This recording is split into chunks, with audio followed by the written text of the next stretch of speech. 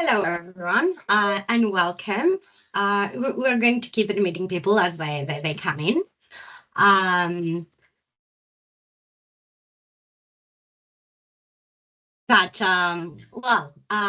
hello, my name is Chrysantheme, and along with Laurie, Pete, and Ruth, we are the BBSRC Pioneer team. And today we're joined here by Cillian and Lucy, who are part of the UKRI Meta Science team.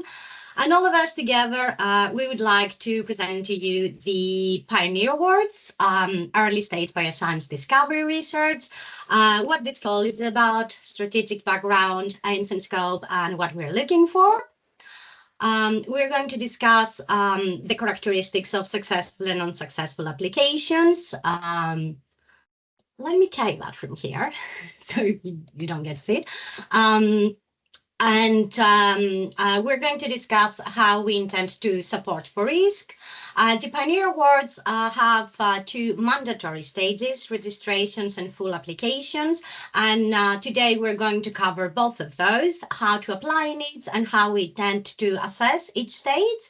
And finally, at the end, we'll have some time for Q&A as well. So by default, all of you are muted and your video is turned off. However, you can submit your questions as they arise via the Q&A function. Please only use the chat function for any technical assistance that you might require, bearing in mind that if you post there, your name might be visible to other attendees. Please be aware that this webinar is being recorded and the video and slides will be shared in the Pioneer funding page afterwards. So during this webinar, please submit any questions that you have as they arise via the Q&A function.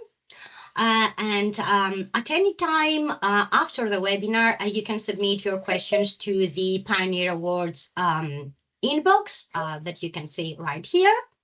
If you have any detailed questions today which are unlikely to be relevant to other attendees, please send those to the Pioneer inbox as well. And for any queries that you have regarding the system or the submission of applications through the funding service, please direct those to the dedicated help desk for the UKRI funding service. And for any help and advice that you need on costings and writing your application, please get in touch with your own research office in the first instance, allowing sufficient time for your organization's submission process. So without further ado, what are the Pioneer Awards 2025-26 Early Stage Bioscience Discovery Research Funding Call? Via this funding call, we wish to support applications that are novel, adventurous, and have the possibility to open new research avenues, the potential to transform our fundamental understanding of living systems. And generally speaking, we like to see research projects coming in that are early stage fundamental bioscience research, lacking preliminary data. They explore visionary and untested ideas, and they have the potential to open new research paradigms in the longer term. This investment aligns with BBSRC's ambition to catalyze discovery as articulated in our refreshed forward look for UK bioscience. And it is BBSRC's ambition to catalyze discovery by supporting the free exploration of ideas, recognizing that curiosity-driven fundamental research will uncover new concepts and unifying principles by laying the foundations for discoveries of far-reaching and lasting significance. Part of BBSRC's strategy is also to deliver new discoveries from excellent curiosity-led research and to empower researchers to be bold and creative. So through this opportunity, the Pioneer Awards, we wish to support high-quality research that makes conceptual advances that unlock the transformative power of discovery. To do so, this funding opportunity aims to support excellent, original, and potentially transformative discovery research that is at an early stage of development. To achieve this, the scheme seeks to lower perceived barriers from peer review in exploring novel avenues by encouraging greater tolerance for risk and by reducing the expectation for preliminary data. Ultimately, we wish to stimulate creativity within the research community by providing funding that encourages a high-risk, high-reward culture, both in the application and the assessment process. For this scheme, applications should be focused on BBSRC's understanding the rules of life theme. They should open new research directions relevant to fundamental bioscience questions. They should constitute a significant departure from existing lines of investigation or represent an entirely new line of inquiry. And finally, they should have the potential to substantially shift current or future thinking about an important topic. So you can only apply for this funding opportunity if you submit your idea to both mandatory stages, registration and full application. In order to lead a project, you must be based at an eligible organization and meet BBSRC's eligibility criteria. Multiple applications by the same project lead are not permitted in this specific call. On the other hand, project co-leads may participate in multiple applications. Project leads or co-leads based outside the UK are not permitted, and you should include any international collaborators that you have, or indeed any UK partners that are based in non-eligible institutions as project partners. As always, resubmissions are accepted by invitation only and must demonstrate substantial revisions. For this opportunity, the full economic cost for each project can be up to £350,000, and BBSRC will fund 80% of the full economic cost of your project. The duration of the Pioneer Award is expected to be up to 2 years. Under exceptional circumstances, for example, to accommodate growing seasons or life cycles of organisms, we might consider supporting longer projects up to 3 years. But if prior approval has not been sought, then proposals longer than 2 years will be rejected instantly. So to inquire about longer duration projects, please get in touch in advance via the Pioneer inbox. And also note that if we do allow you a project that is up to 3 years, you must still comply with the overall budget limit for this opportunity. The total budget for this funding opportunity is £5 million, and subject to the quality of applications received, we anticipate awarding 18 to 20 grants in this funding round. And please keep this number in mind as we discuss institutional prioritization. So first, I would like to highlight that there will be no formal demand management and no fixed caps on any research organization.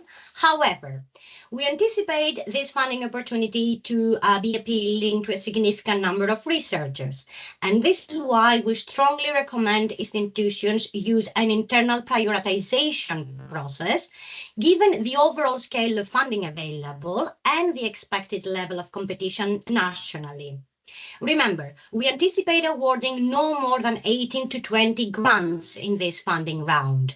And based on data from the pilot opportunity and our budget, the maximum number of successful proposals for any institution is unlikely to exceed 3 awards. So please think about your submission numbers and institutional success rate and keep all that information in mind. And we would expect all applications to be quality assured by institutions so they have a genuine prospect of being competitive. Because in the pilot round, we had quite a few proposals that scored poorly owing to the fit to the call. So be mindful that we are not just looking for small grants. All proposals to this round, they need to fit this goal specifically and in order to have any chance of being funded.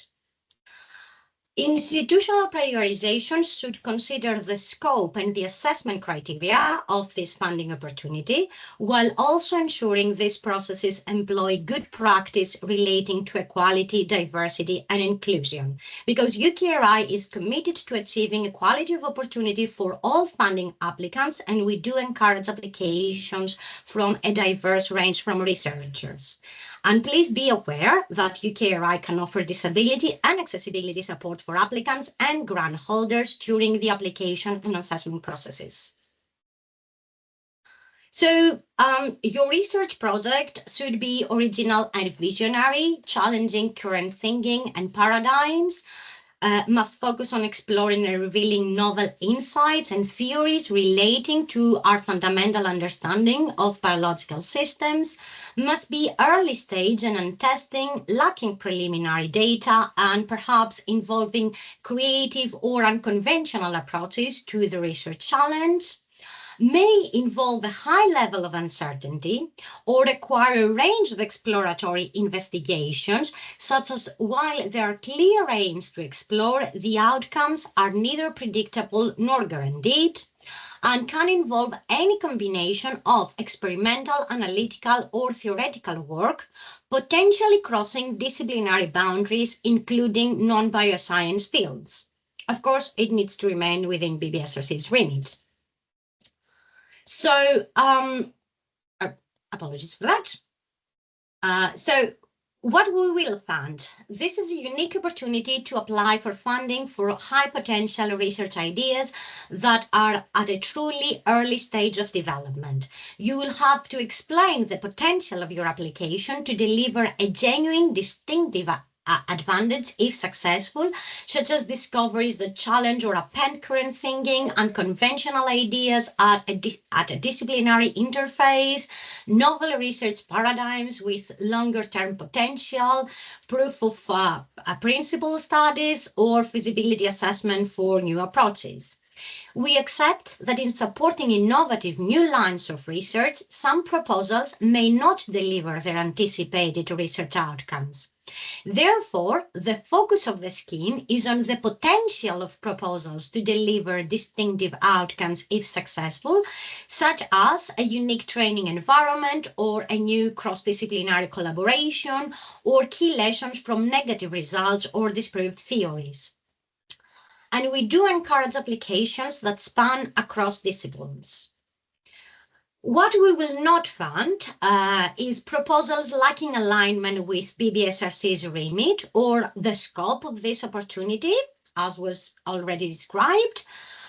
Proposals focusing on incremental developments, such as direct follow-on from established discoveries, or focused on user-driven, industry-led, or applied challenges will not be supported. Applications focused on methodological or technology developments to address a net use need are not permitted. And in order to be supported, applications that incorporate methodological or technology development must demonstrate how they are inspired by a biological problem relevant to the understanding the rules of life area. Finally, anything that is not a research grant will not be supported in this call. This funding opportunity aims to support early-stage innovative research projects that wouldn't be supported elsewhere. And we do have a high tolerance for risk if you have clearly thought about where risks exist and whether a risk is a weakness or a strength, it will depend on its nature and how you address that risk in your application. The risk that an idea or approach might be proven wrong is fine, provided that the idea to test appears sound and the approach thought through. We acknowledge that some of the projects may end up disproving their central idea or may not fully realize their objectives, but under such circumstances, applications should explain their learning potential. Some risks may represent opportunities for innovation and discovery, while others may indicate unresolved issues. Successful applications are expected to include well-considered and explained risk identification, and where feasible, potential mitigations or alternative strategies that could be employed. It is not expected that all risks must be mitigated, but they should be identified in your application. So, have potential problems and mitigation been considered? Is there awareness of possible challenges, or are clear issues overlooked and not addressed? Regarding the availability of preliminary data, it is acceptable for an idea to be untested as long as the rationale is sound and the approach is thought through. So, does the approach represent an early stage high potential project where an exploratory approach is valid, or would there have been a single piece of evidence that could have really strengthened a proposal and significantly mitigated a key risk that is missing? So finally, your application, you should ask yourself, does your application demonstrate the potential to build or access the necessary capability during the project, or are there clear gaps or foreseeable problems in relation to delivering your project? In summary, we encourage bold ideas and recognize that innovation comes with uncertainty. What matters is how you engage with that uncertainty and what can be learned, even if outcomes differ from expectations. During the assessment, what we do is balance potential risks against potential rewards. So, after the previous round of Pioneer Awards, we surveyed the assessment panel and chairs on what were the common weaknesses in low-ranking proposals and what were the common strengths in high-ranking proposals. And what we found out is that low-ranking applications, generally speaking, did not represent pioneer work. Instead, these studies were incremental or derivatives of work already within the public domain. Those applications generally had major flaws, and they did not address how the work related to the rules of life theme. They were 3-year grants shoehorned into a 2-year format. There were no preliminary data available when data collection would have been straightforward and low cost, or indeed, they had too much preliminary data, meaning that they were not early stage ideas. They lacked scientific context or literature strength, or they focused on method without explaining the scientific issue at hand. Contrary, high-ranking proposals had generally identified an important or exciting biological question that, if addressed, could be transformative rather than representing an incremental advantage. And common themes included multidisciplinary projects with potential for large impact or breadth of impact, projects that clearly addressed the rules of life question they were interested in, projects that used interesting new methodology to approach a question, projects with risk mitigation strategies considered and explained, and projects that actually explain well the potential for new knowledge, even if the proposal was to fail. A lot of the mid-ranking proposals were either novel, mostly in the application, or the new technology. They were novel mostly in the application of a new technology, or they were very niche and system dependent without a clear explanation of why the word could have wider repercussions and relevance. And they also had a poor rules of life fit, in that they lack an explanation of why the work would have wider repercussions and longer-term relevance. So with all that in mind, I will now pass on to Laurie, who will introduce the application and assessment processes. Thanks, Chrysanthi. So hi everyone, I'm Laurie. So as I said, I'm going to go through the process for applying to the Pioneer Awards and how your applications will be assessed. So this is an overall view of what will happen. So there are going to be two main steps for you as applicants. The registration phase, which is open now, is a mandatory expression of interest, which you must complete by the 19th of November 2025. Following its successful registration and with approval from BBSRC, you can then input a full application, which will need to be completed by the 25th of February 2026. We will then assess these full applications in a two-step process. We will have a preliminary assessment of the vision of all applications using distributed peer review. This will then help us to prioritize the best applications. These prioritized applications will then be assessed in full by an expert panel with final funding decisions to be given in the summer of next year. So as stated, the Pioneer Awards have two mandatory application stages, registrations. Oh dear, we lost the slides.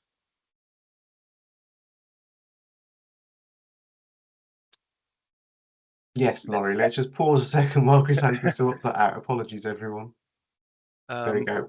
Oh, okay. Apologies, hold. That's all right. Okay. We go to the next slide, please. So yeah, as stated, the Pioneer Awards have two mandatory application stages, the registrations and the full applications.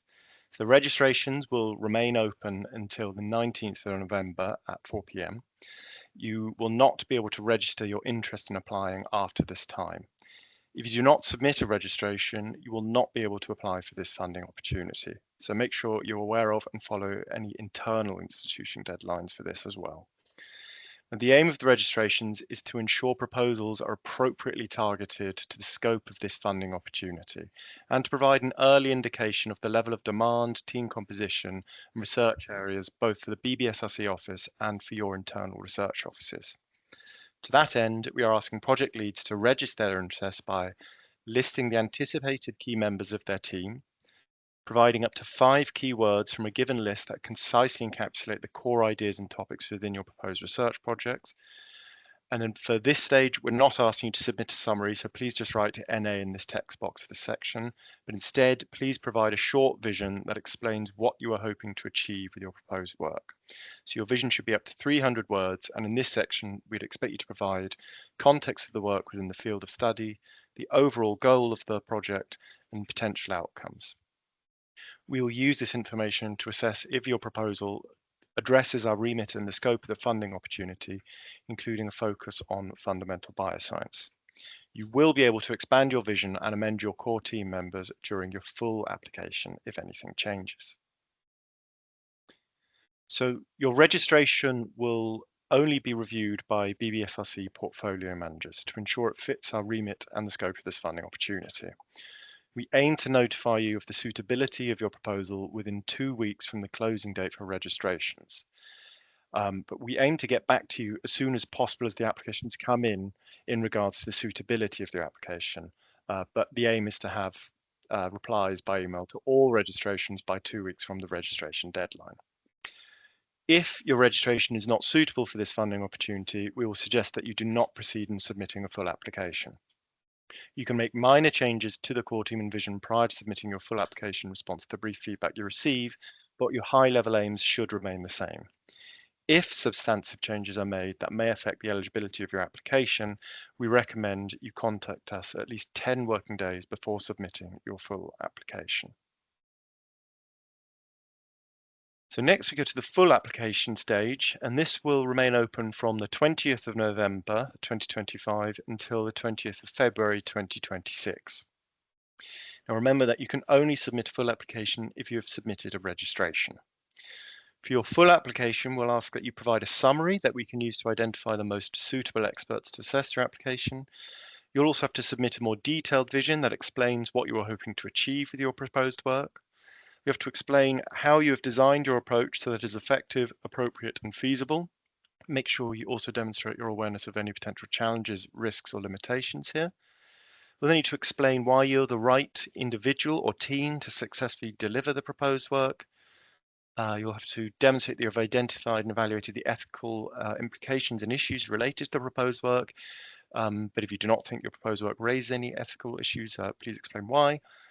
Justify what you'll need to deliver your proposed work and how much it will cost. So for each of these assessment areas, we have posed specific questions on the TFS application form, and it's important that you check these and address those all in your proposal. So the assessment process of the full applications will then have 3 steps. So once again, the applications will initially be reviewed by BBSRC portfolio managers to again ensure fit to remit and scope of this opportunity. If at this stage it's outside the scope, you'll advise by email and we will not assess your application any further. We will aim to notify of this around 6 weeks after the closing date. We will then use a method called distributed peer review for the preliminary assessment of the applications and the prioritization of the subset of the most promising, about 90 to 120 ideas, for full assessment. In this step, only the summary and vision sections of each application will be assessed. There will be no applicant response in this process, just a short bit of feedback if you are not prioritized.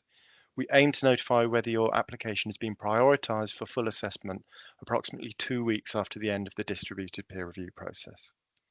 Finally, the full assessment will then be conducted solely by expert panels who will assess all sections of the prioritized applications and score them independently.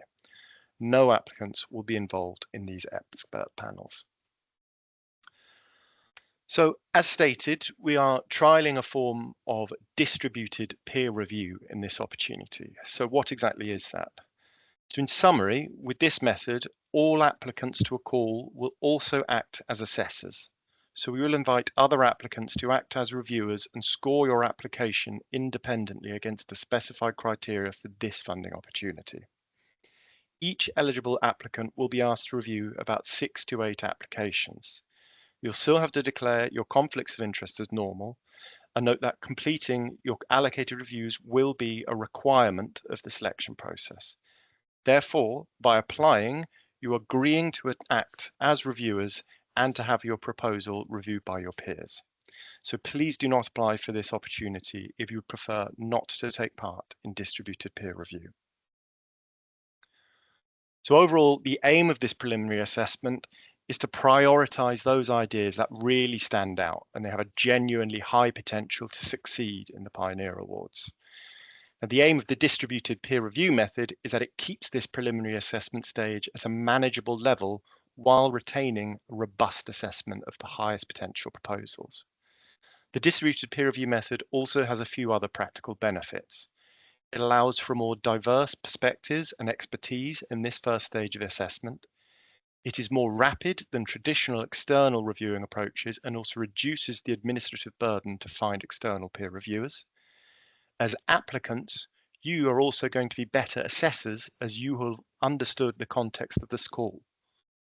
It's also a method that scales with the number of applicants. So if there are more applicants, then there are going to be more reviewers available. So a little bit then on how precisely does distributed peer review work? So a really common concern with distributed peer review is that applicants may be able to tactically give lower scores to their peers in order to improve their own relative position. We've been working with the meta-science team who've put together a number of controls in order to ensure it is extremely difficult for applicants to game the system in this way.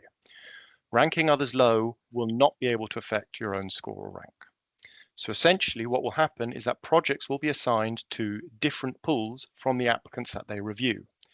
Applicants assigned to one pool will review applications in a different pool. Decisions are taken at a pool level for the next stage. Therefore, you won't be competing directly against proposals that you review at this stage. In addition, for the Pioneer Awards, every application will also receive one review from a member of our expert panel. Just to note that this is a simplification of the process, as we will likely have more pools due to further divisions by topics. We will then take those applications which receive the highest average scores from their reviewers, and where necessary with reference to reviewer comments, take those through to that full assessment stage. Additionally, our chairs will be monitoring this whole process to check for scoring consistency and to check where applications have especially divergent scores. The BBSRC office and the chairs will make the selection of the final applications to bring through to the full assessment stage, and we may even take a partial randomization approach once the highest potential proposals have been prioritized.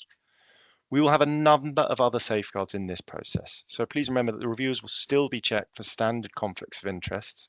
There will also be no reciprocal reviewing, so that means the project lead of a project you review won't be reviewing your application. As stated, the chairs will be acting as independent moderators overseeing the whole process. We will also take an independent review of applications that have had especially divergent scores. So a few additional details to note because of the use of distributed peer review. These reviews are really expected to be light touch. At that stage, we are only asking you to review the summary and vision. Ergo, we are not looking for an assessment of the feasibility, just the potential of the idea. We also only expect you to give a score and a short paragraph justifying the score, not a complete review. Applicants that have applied to the Pioneer Awards are obliged to take part in this distributed peer review process. Failure to complete your assigned reviews will result in your rejection from the call, so you'll be expected to review about 6 to 8 other proposals.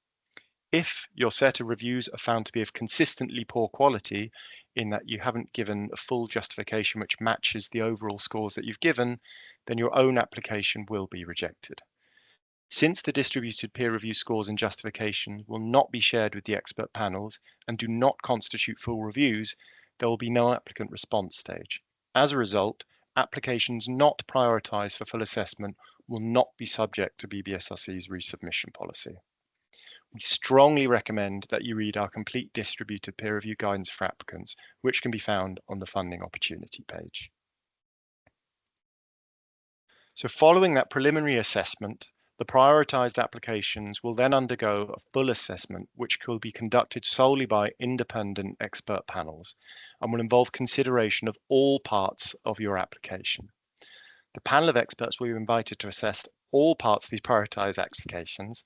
The panel members will then assess the applications independently against the assessment criteria, making an evidence-based judgment and scoring each application based on their expertise.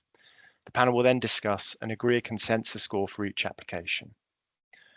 To note that we will be making sure there are no applicants on the panels to reduce conflicts of interest. Once our expert panels have assessed and scored applications, they will then prioritize them using a tiered approach. This is the likely approach we will take for the tiers. Tier 1 will be the highest quality, which are prioritized for funding. Tier 2 will be highly competitive, and Tier 3 will be not competitive for funding. If it becomes clear that a tiered approach is not practical, the panel will also rank applications against each other. Funding will then be allocated down the list of applications in the highest tier, and then if we have any remaining budget, we may employ a partial randomization approach of applications in Tier 2. BBSRC will make the final funding decision. We'll reserve the right to take a portfolio approach to ensure disciplinary coverage, and we also reserve the right to modify the assessment process as needed at any stage.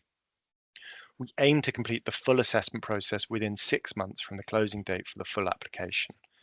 If your full application is discussed by a panel, you will receive feedback with the outcome of your full application. So at this time, we want to now move on to questions.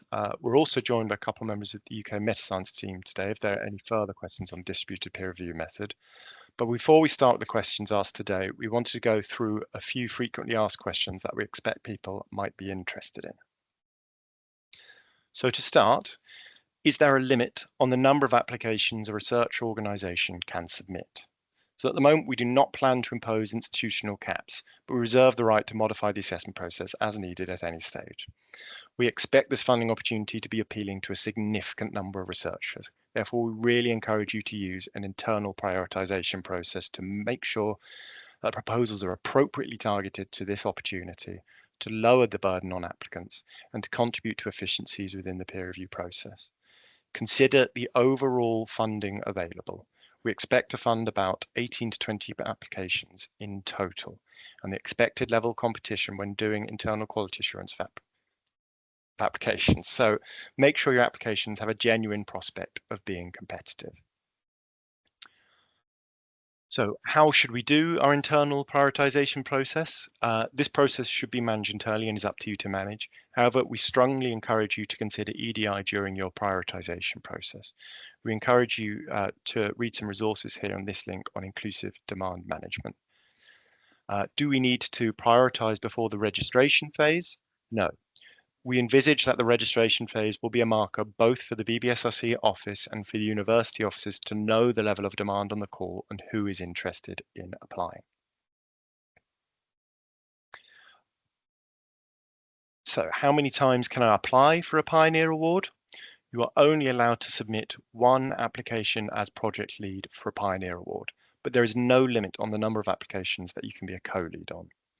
If I am awarded a Pioneer Award, which includes PDRA support, will I lose my BBSRC new investigator status? Yes. If you are the project lead, BBSRC's normal rules regarding the new investigator scheme would apply to recipients of a Pioneer Award. Can ECR fellows apply? This will depend on your fellowship. Please contact us directly by email and we can discuss this with you. So are overseas co-leads able to be on the application? No. Standard BBSRC eligibility rules apply to all applicants. You may include people from overseas as project partners or collaborators. When will I hear back from BBSRC about my registration? We aim to read and respond to registrations as they come in, but you should receive a response no later than 2 weeks after the registration deadline. Can I change my project between registration and full stage? Yes, small changes are allowed as we recognise that as you develop a full proposal, there may be a slight shift in research focus. However, we would expect you to contact BBSRC for approval if you're planning to introduce entirely new aims or objectives. What level of risk will be accepted? This scheme intends to have a high tolerance for risk. It will use bespoke assessment criteria designed to embed a positive review culture in supporting high-risk ideas. The assessment will focus on the potential of the idea rather than a detailed assessment of preliminary data or track record. However, the panel will be looking for evidence that you have considered the broad feasibility of the project and that any potential risks involved and the learning potential in the result of negative results. Is there a requirement for preliminary data? There is no requirement for preliminary data. Projects should be early stage and involve new research directions and uncertainty. However, we will expect applicants to provide relevant background and reasoning for why their research idea might work, as well as a risk assessment to demonstrate that the research is well thought out. What constitutes exceptional circumstances for allowing a 3-year project? So from the pilot project a few years ago, we had feedback that it was simply not possible to get suitable data with some models due to growing seasons and longer life cycles within the 2-year maximum. So if this would be a major limitation, then we will consider allowing a 3-year project. The cash limit for a proposal, it will be the same regardless of the duration of the project. Please be aware that you must seek prior approval from the office before submitting a project exceeding 24 months duration. If prior approval has not been sought, then proposals longer than 2 years will be rejected. Is there an expectation that projects be multidisciplinary? The scheme welcomes multidisciplinary research, but it is not a requirement. Can I include a partner from industry? Industrial partners are allowed, but applications with a focus on user-driven challenges are excluded, for example, from industry or addressing applied challenges. Can I incorporate technology or method development in my proposal? Yes, however, you must explain how this has been inspired by a specific biological question relevant to the understanding the rules of life area, ideally with some demonstration relevant to the biological question forming part of your proposal. We expect that the transformative research technologies call to launch later in the year, and some tech dev proposals will be better suited to that scheme. Okay, so that's all our expected questions.